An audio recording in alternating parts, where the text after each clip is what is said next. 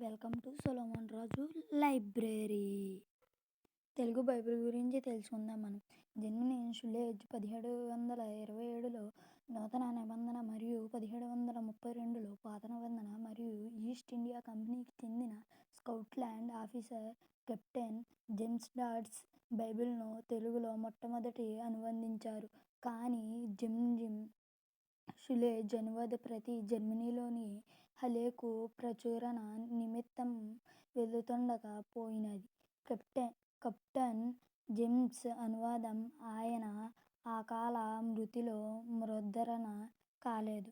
British and foreign Bible society (BFBS) కలకత్తాలో అడుగుపెట్టిన 1811వ సంవత్సరంలోనే శ్రీరాంపూర్ మిషనరీ త్రయం బైబిల్ను తెలుగు భాషలోనికి అనువదించుట ముగించారు. 1812లో తెలుగు బైబిల్ ముద్రితమైనది.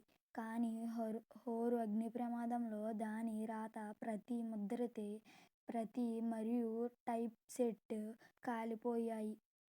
అనువాద ప్రక్రియను మరల చేసి 1818లో క్రొత్త నిబంధనను ముద్రించారు. 3 సంవత్సరాల తరువాత పాత నిబంధనలోని మొట్టమొదటి 5 పుస్తకాలు ముద్రణ వేశారు. మరోప్రక్క ఇతర మిషన్లకు చెందినవారు కూడా తెలుగు అనువాదములు చేశారు. 1818లో ఆనందరాయర్ సహకారంతో సిఎంఎస్కు చెందిన జార్జ్ క్రేన్, అగస్టస్ డేస్ గ్రజన్ మరియు ఎడ్వర్డ్ పిచర్డ్లు క్రొత్త నిబంధనను అనువదించారు. 1854–1857 మధ్యకాలంలో పిచర్డ్, గార్డన్ మరియు ఆర్.డి. జెన్సెన్ పాత నిబంధనను అనువదించారు.